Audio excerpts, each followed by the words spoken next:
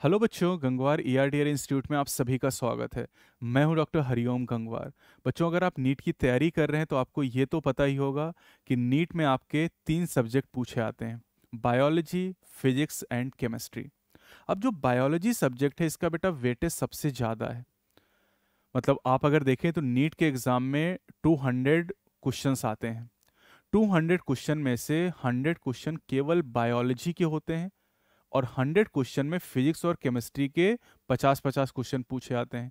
यानी अगर आप वेटेज देखें तो पूरा नीट का जो एग्ज़ाम है उसका 50% वेटेज अकेले बायोलॉजी सब्जेक्ट का है। यानी बायोलॉजी का वेटेज बहुत ज़्यादा है। और बायोलॉजी एक ऐसा सब्जेक्ट है जो बहुत ज़्यादा स्कोरिंग होता है। मतलब हम कम टाइम में ज़्यादा स्कोर कर सकते हैं, कम एफर्ट में हम ज़्यादा अच्छा स्कोर कर सकते हैं। क्योंकि फिजिक्स में आपको अच्छा स्कोर करने के लिए बहुत अच्छे से पढ़ाई करनी पड़ती है, लेकिन बायो में आप कम मेहनत में ज़्यादा अच्छा स्कोर कर सकते हैं। तो सवाल आज का हमारा ये है कि नीट में बायोलॉजी में 360 आउट ऑफ 360 स्कोर कैसे करें। तो बच्चों, सबसे पहले हम बायोलॉजी में ये समझ लेते हैं कि जो हमारा जो पेपर है उसमें टोटल 100 क्वेश्चन आते हैं। बायोलॉजी में टोटल जो क्वेश्चन आपसे पूछे जाते हैं ये 100 क्वेश्चन पूछे जाते हैं। 100 क्वेश्चन। लेकिन इन 100 क्वेश्चन में से आपको अटेम्प्ट कितने करने हैं? 90 क्वेश्चंस आपको अटेम्प्ट करने हैं। मतलब इस बायोलॉजी के पेपर को नीट ने 2 हिस्सों में डिवाइड किया है, जियोलॉजी एंड बॉटनी करके। जियोलॉजी में 50 क्वेश्चन आते हैं, बॉटनी में 50 क्वेश्चन आते हैं। जियोलॉजी के 50 क्वेश्चन में से 45 अटेम्प्ट करने हैं और बॉटनी में 50 क्वेश्चन में से 45 अटेम्प्ट करने हैं। यानी टोटल 100 क्वेश्चन जो बायोलॉजी के होंगे बेटा, उनमें से केवल 90 क्वेश्चन ही आपको अटेम्प्ट करने होते हैं। अब ये जो यानी 10 क्वेश्चन आपको छोड़ने हैं। 90 क्वेश्चन जो आपको अटेम्प्ट करने हैं, इनमें हर एक क्वेश्चन के लिए 4 मार्क्स आपको मिलते हैं। यानी इंटू 4 अगर आप करेंगे तो आपका स्कोर 360 हो जाता है। अब चूंकि 360 का स्कोर करना बायोलॉजी में आसान है, क्योंकि 100 में से 90 करने, 10 क्वेश्चन आपको स्किप भी करने हैं, मतलब आपके पास ऑप्शन भी है। सेक्शन बी में जो कठिन सवाल आते हैं उनमें ऑप्शन भी आपको मिल जाता है, तो आप आसानी से इस स्कोर तक पहुंच सकते हैं। यानी आप 100 में से 90 क्वेश्चन जो अटेम्प्ट करने हो आप आसानी से अटेम्प्ट कर सकते हैं। बस इसके लिए कुछ बातें आपको ध्यान रखनी। सबसे पहली चीज़ कि सर हम फॉलो क्या करें, हम कैसे पढ़ाई करें बायो की, कहाँ से पढ़ाई करें, क्या पढ़ाई करें, क्या ना करें, ये बहुत ज़रूरी है। किसी भी एग्ज़ाम में सफलता के लिए ये ज़रूरी है कि हमें ये पता होना चाहिए कि क्या नहीं पढ़ना है। बहुत सारे बच्चे ऐसे होते हैं जो बहुत मेहनत करते हैं कि सर हमने तो 8-8 10-10 घंटे पढ़ाई की, दिन रात हम पढ़ाई करते रहे, सिलेक्शन नहीं हुआ, वो देखिए घूमता रहता था, 4 घंटे पढ़ता था, उसका सिलेक्शन तो हो गया। तो एग्जाम के लिए ये बहुत ज़रूरी रिक्वायरमेंट है कि क्या नहीं पढ़ना है। बहुत सारे बच्चे ये किताब भी पढ़ लें, एनसीईआरटी भी पढ़ लें, दूसरी गाइड भी पढ़ लें, इस कोचिंग का मटेरियल पढ़ लें, उस कोचिंग का पढ़ लें, इतना सब कुछ पढ़ने के चक्कर में कुछ नहीं हो पाता है। आप कोई एक चीज़ पढ़िए लेकिन बहुत बार पढ़िए उसको। तो पहले तो हमें ये देखना कि बायोलॉजी में जो हम तैयारी कर रहे हैं बेटा उसके लिए कुछ हमारे पास थ्योरी होनी चाहिए, कुछ कंटेंट हमारे पास होना चाहिए। तो थ्योरी के लिए बेटा आपको क्या करना है?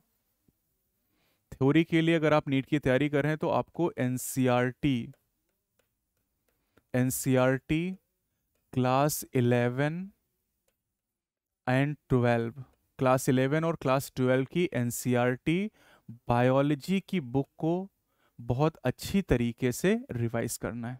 बहुत अच्छी तरीके से एक एक लाइन आपको पढ़नी है, क्योंकि नीट के पेपर में जो 100 क्वेश्चन आपसे पूछे जाते हैं बायोलॉजी के, उसमें से हर एक सवाल एनसीईआरटी की लाइन से ही पूछा जाता है। तो पहला काम आपको यही करना है कि आपकी एनसीईआरटी की हर एक लाइन कवर करनी है क्लास 11 और क्लास 12 की। एनसीईआरटी के क्लास 11 में 22 चैप्टर्स हैं और क्लास 12 में 16 चैप्टर्स हैं। तो कुल मिला के बायोलॉजी में आपके 38 चैप्टर्स हैं। अब इन 38 चैप्टर से आपके 100 क्वेश्चन बनाए जाते हैं नीट के एग्जाम में, और इनमें से 90 क्वेश्चन आपको अटेम्प्ट करने होते हैं, 10 क्वेश्चन आपको छोड़ने होते हैं।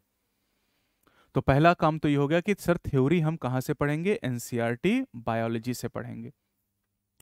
अगर आप खुद से स्टडी कर रहे हैं, किसी कोचिंग से आप पढ़ाई कर रहे हैं तो फिर उसके लिए ज़रूरी है कि भाई अगर कोचिंग में आपके जो मॉड्यूल हैं वो एनसीईआरटी बेस्ड हैं तो आप मॉड्यूल से भी पढ़ाई कर सकते हैं, क्योंकि एनसीईआरटी में कई जगह पर पैरा फॉर्म में चीज़ें आपको दी गई होती हैं। तो पैरा फॉर्म में अगर चीज़ें आपको लिख के दी गई हैं तो कभी कभी ऐसा होता है कि आपको चीज़ें समझ में नहीं आती, जैसे उसने पूरा पैरा पैरा फॉर्म में इस तरीके से लिख दिया है, तो ये चीज़ें आप नहीं समझ पाते हैं। तो मॉड्यूल में क्या होता है, जैसे मैंने ही मॉड्यूल दिया तो उस मॉड्यूल में अगर आप देखेंगे तो चीज़ें बहुत ही आसान तरीके से पॉइंट के फॉर्म में समझाई गई हैं। मेन मोटो ये है हमारा कि हम एनसीईआरटी की हर एक लाइन को कवर करें। अब वो सीधे हम एनसीईआरटी पढ़ लें, हम कोई नोट्स बना लें, हम कोई मॉड्यूल पढ़ लें, बस एनसीईआरटी की एक एक लाइन हमें समझ में आनी चाहिए, कवर्ड होनी चाहिए और याद होनी चाहिए। ये सबसे ज़रूरी है, पहला काम तो यही करना है कि थ्योरी आपको कवर करनी है। कभी कभी ऐसा भी होता है कई सारी जगहों पर केवल चीज़ें आप याद नहीं कर सकते हैं। जैसे मान लीजिए आप जेनेटिक्स पढ़ रहे हैं, तो जेनेटिक्स में बहुत सारे ऐसे कॉन्सेप्ट हैं जो आपको सीखने पड़ेंगे, वो आप याद नहीं कर सकते हैं। तो जहाँ सीखने की रिक्वायरमेंट है वहाँ पर हमें टीचर की ज़रूरत भी पड़ती है। तो मान लीजिए कि आप एनसीईआरटी बायोलॉजी समझना चाहते हैं, तो इसके लिए इसी चैनल पे मैंने बहुत सारे क्लासेस अपलोड कर रखी हैं। तो उसको अगर आप पढ़ेंगे तो उसमें 38 चैप्टर पूरे मैंने अच्छी तरीके से पढ़ा रखे हैं आपको। ट्रांसफॉर्मेशनल क्रैश कोर्स के नाम से आप देखेंगे एक प्लेलिस्ट बनी हुई है, उस प्लेलिस्ट में आप जाएंगे तो पूरे 38 चैप्टर्स मैंने डिटेल में अच्छी तरीके से आपको समझा रखे हैं। वहाँ से आप 1 घंटे में, 1.5 घंटे में, 2 घंटे में उन टॉपिक को आसानी से रिवाइज कर सकते हैं। तो ये तो हो गई पहली चीज़ कि हम थ्योरी कहाँ से कवर करेंगे। लेकिन सर थ्योरी कवर करने से तो हम एग्जाम में क्वेश्चन नहीं कर पाएंगे, तो हमें और क्या करना है? थ्योरी कवर करने के साथ साथ हम क्वेश्चंस की प्रैक्टिस करेंगे, क्वेश्चंस की प्रैक्टिस हम करेंगे, क्वेश्चन प्रैक्टिस। अब क्वेश्चन की प्रैक्टिस हम कैसे करें? क्वेश्चन की प्रैक्टिस के लिए हम कोई भी ऐसी बुक यूज कर सकते हैं जिसमें एनसीईआरटी बेस्ड क्वेश्चन आपको दिए गए हों, क्योंकि आज के समय में एनसीईआरटी के बाहर के क्वेश्चन करने का कोई मीनिंग नहीं है। तो एनसीईआरटी बेस्ड क्वेश्चन आपको कहाँ पर मिलेंगे? इन क्वेश्चन की प्रैक्टिस करने के लिए आप एक बुक ले सकते हैं जिसका नाम है बायोनीट। ठीक, बायोनीट बुक में आपको जो क्वेश्चन मिलेंगे वो एनसीईआरटी बेस्ड होंगे। साथ ही साथ आप देख रहे हैं कि इस बार नीट के एग्जाम में 2022 में बहुत सारे ऐसे क्वेश्चन आए जो असर्शन रीजन बेस्ड थे, स्टेटमेंट बेस्ड क्वेश्चन थे, मैचिंग कॉलम टाइप के क्वेश्चन थे। यानी जो नीट 2022 का पेपर था वो एम्स को टच करता हुआ था। और इस बुक में पहले से ही पिछले 5 साल से इस बुक में assertion reason question, statement based question, figure based question और साथ ही साथ में मैचिंग कॉलम टाइप के क्वेश्चन ऑलरेडी बना के आपको दिए गए हैं। तो अगर इस बायोनीट बुक को आप करेंगे तो आपके करीब करीब 15,000 सवाल हो जाएंगे इन 38 चैप्टर के। जैसे एनसीईआरटी बुक में आपके unit wise, chapter wise, topic wise आपको पढ़ेंगे, उसी तरीके से बायोनीट बुक भी बनाई गई है, unit wise, chapter wise, topic wise. तो जो टॉपिक आप एनसीईआरटी बुक से पढ़ें उसके क्वेश्चन आप बायोनीट बुक से लगा लें। तो इसको सिंक्रोनाइज आप कर सकते हैं यहाँ पर। तो ये दो चीज़ें बहुत ज़रूरी हैं। पहले तो आप थ्योरी पढ़ें, कोई भी चैप्टर आपने लिया, द लिविंग वर्ड चैप्टर आपने पढ़ा। पढ़ने के लिए अगर हेल्प आपको चाहिए तो उसके लिए मैंने आपको बताया ट्रांसफॉर्मेशनल क्रैश कोर्स मैंने इसी यूट्यूब पर, इसी चैनल पे पढ़ा रखा है, वहाँ से आप हेल्प ले सकते हैं। पूरा चैप्टर आप पढ़ लीजिए। उसके बाद बायोनीट बुक में आप जाइए और वहाँ पर आपको क्वेश्चंस मिल जाएंगे, उन क्वेश्चन की आप प्रैक्टिस कर लीजिए। अगर ये दो चीज़ें आप प्रॉपर तरीके से कर लेते हैं और इसको रेगुलर करते हैं, बहुत सारे बच्चे क्या होते हैं जब शुरू करते हैं तो एकदम जोश में शुरुआत करते हैं कि चलो पूरा एनसीईआरटी हम एकदम अच्छी तरीके से पढ़ लेंगे, ख़त्म कर लेंगे। लेकिन 2, 4, 10 चैप्टर तो पढ़ते हैं, लेकिन वो 38 चैप्टर कवर ही नहीं कर पाते हैं पूरे साल में। तो हमें इस चीज़ को भी प्लान करना है कि अगर हम शुरू करें, अगर हम इसको कंसिस्टेंटली करेंगे तो हम इजीली 360 स्कोर कर लेंगे। आपके नीट में जो क्वेश्चन पूछे जाते हैं वो बायोनेट बुक में जिस तरह के क्वेश्चन आपको दिए गए हैं, जैसे आपने देखा इस बार नीट के एग्जाम में एक क्वेश्चन के अंदर 5 स्टेटमेंट, फिर ऑप्शन बना के दिया गया 1 2 3 4 की ए बी सी सही है, बी सी डी सही है, या ए सी ई सही है, या ए बी सी डी सही है, इस तरह के ऑप्शन दिए गए। ये सारे क्वेश्चन ऑलरेडी इस बुक में आपको पहले से प्रोवाइड किए गए हैं।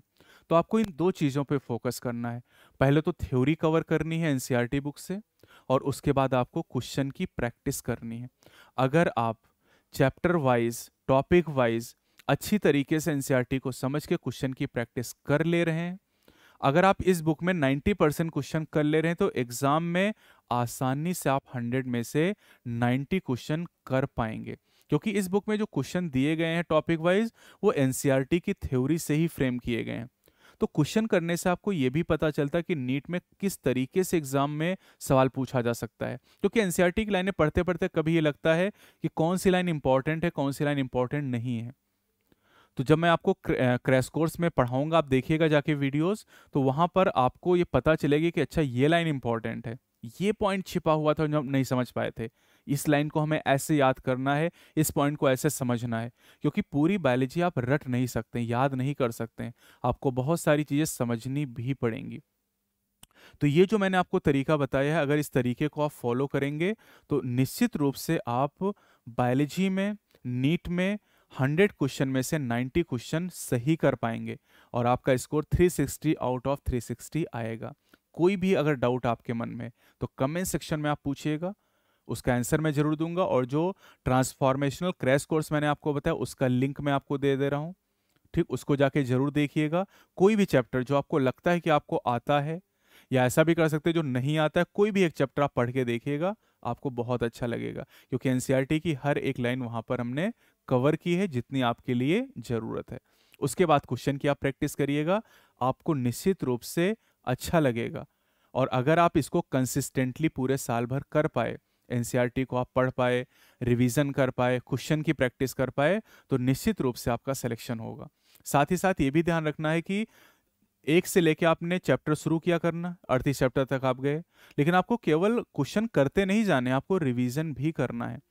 आप ये भी देखिए कि एक हफ्ते में आपने, मान लीजिए कि एक हफ्ते में आपने 2 चैप्टर पढ़े या 3 चैप्टर पढ़े, तो एक हफ्ते के बाद आपको पहला जो चैप्टर आपने पढ़ा था, जब आप 10वें चैप्टर पे पहुंचेंगे तो पहला चैप्टर का भूलने लगेगा आपको, तो उसे रिवाइज भी करना है। और आपको बस जितना बताया गया उतना ही करना है। आप अगर 10 अलग अलग किताबें पढ़ने की कोशिश करेंगे तो फिर ये पॉसिबल नहीं है। बहुत सारे बच्चे क्या करते हैं, चलो एनसीईआरटी भी पढ़ लें, ये किताब भी लगा लें, वो किताब भी लगा लें, नहीं, 10 चीज़ें आपको नहीं करनी, केवल 2 चीज़ें जो आपको बताई गई हैं, अगर इन 2 चीज़ों को आप फोकस कर लेंगे तो निश्चित रूप से 2023 में आपका सिलेक्शन होगा, अच्छी रैंक के साथ एक अच्छा कॉलेज आपको मिलेगा। कोई डाउट है कमेंट सेक्शन में पूछिएगा। Best of luck.